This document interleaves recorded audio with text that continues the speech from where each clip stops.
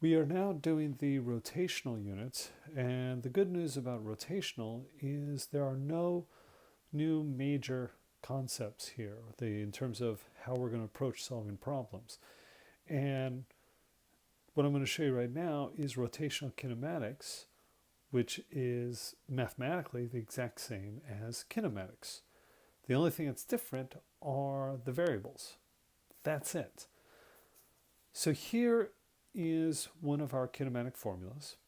We've got our displacement, the x displacement, which is of course the change in x position. That equals the initial x velocity multiplied by the elapsed time plus 1/2 the x acceleration times the square of the elapsed time. In rotational kinematics, instead of x displacement, we have the angular displacement. And it is still, you could still say the x angular displacement, the idea being this is a component, so it can be positive or negative. And then we're going to have, instead of the initial x velocity, it's going to be the initial x angular velocity. And this is the Greek letter omega. It looks like a W, of course, but it's supposed to be the Greek letter omega. In print, it looks more obvious. When I write it, it's going to look like a W.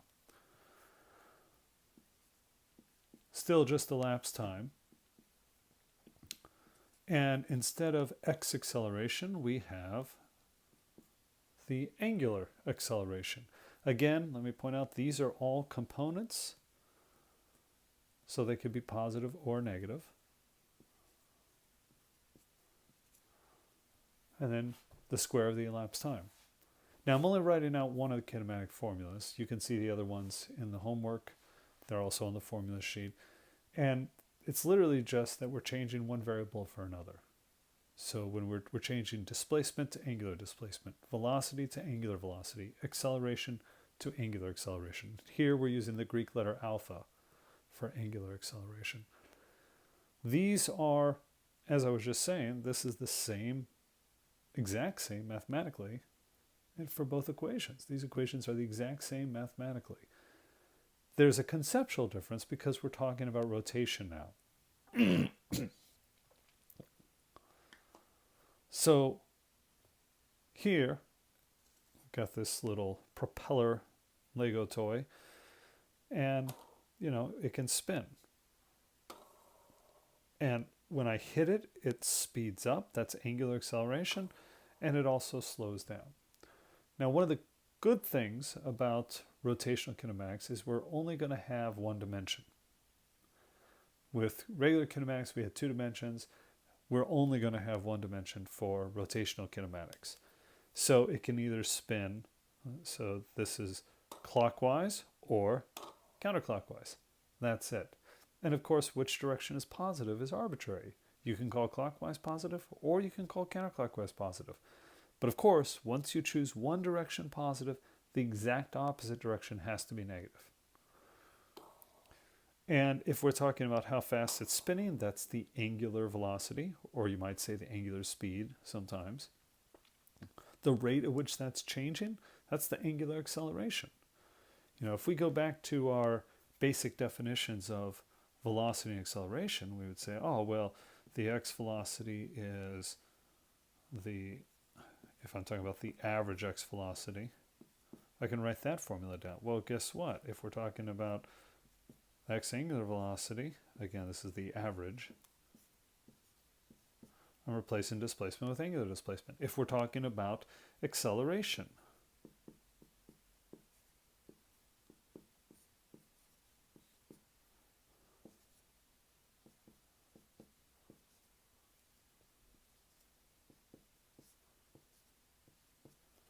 all I'm doing is changing the appropriate variables. A becomes alpha, V becomes omega. Right? But the conceptual ideas here are the same. Now, of course, the units are different. We're talking about rotation. If we were talking about linear quantities, we'd be measuring distances. So we'd be talking about meters per second. But here, with angles, we're talking about, well, there's 3 choices really. We could be doing degrees, we could do radians, or we can do revolutions. So there's three choices. Let me write these choices out.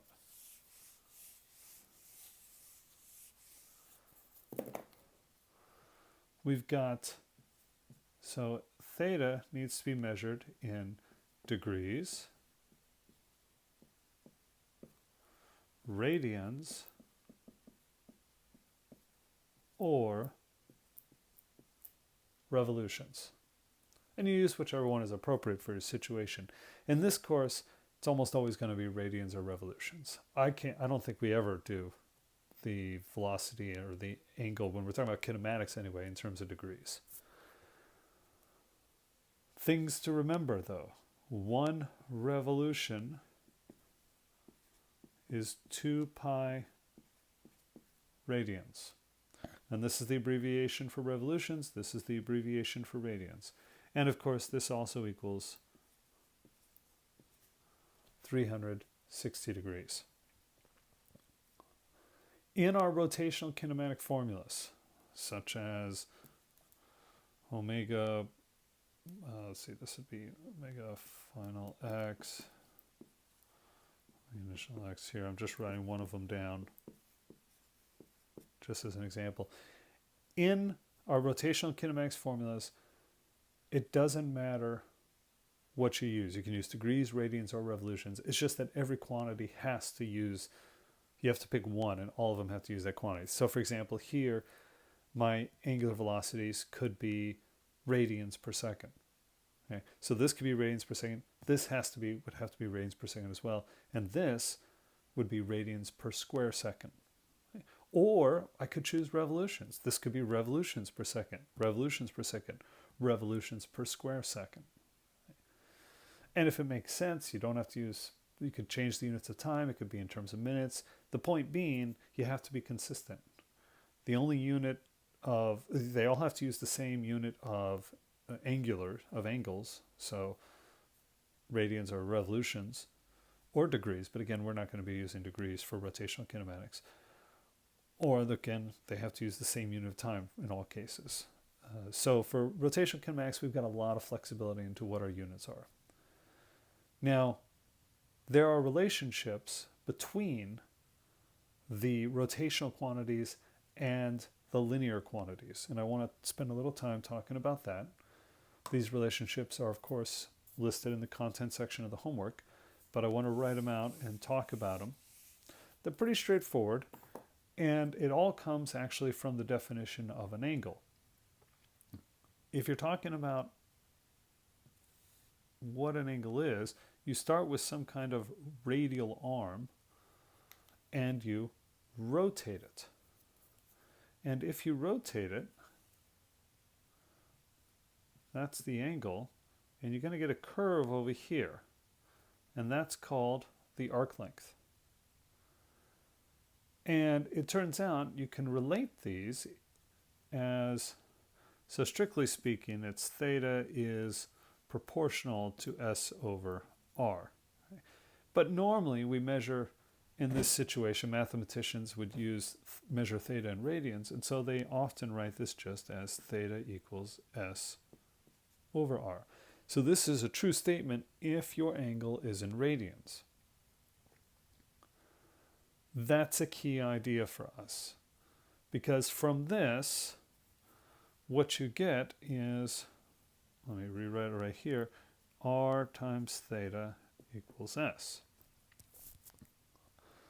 And you can quickly see if we say, well, let's do a change in theta and let's divide this all by time. So I'd have, for example, R delta theta, I could have a delta S, and then I could say, well, let's divide this all by time. Then I quickly get this relationship. This is just omega, this is just speed. And so you get this relationship that relates the angular velocity to the linear velocity. So the idea being, something is spinning, it has a rotational velocity, but it's also covering some distance in time. So how do I compare the two, the angular velocity to the linear velocity? And it turns out, as we see here, that it depends on the radius of the circular motion for that object. So if I'm talking about the tip here, I'd need this radius. So as it's spinning, I'd need to know its angular velocity. I'd know that radius. I could figure out what its speed is. But I might be interested in a point that's, only halfway along this fan blade. So only right to there. So then I would need that radius. I'd put that there. It'd be the same angular velocity. Since this is a rigid object, every point's going to have the same angular velocity. So I'd put half of that of the overall radius, put half of that in there, times the angular velocity to get the linear speed. We can continue with this to come up with this relationship. And this, though, is only the tangential. This is the tangential acceleration.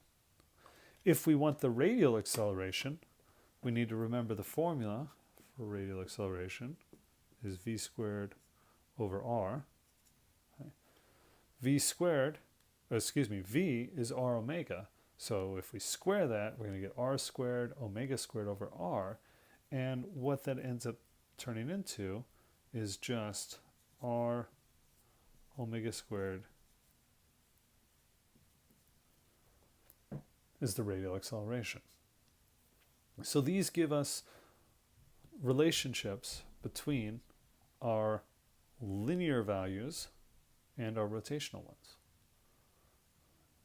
So very useful, very, very useful. Now there's one quantity left, one thing left to talk about, and that's the condition for rolling.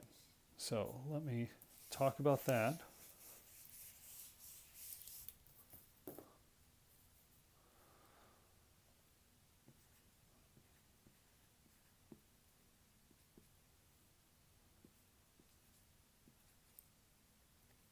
Oops.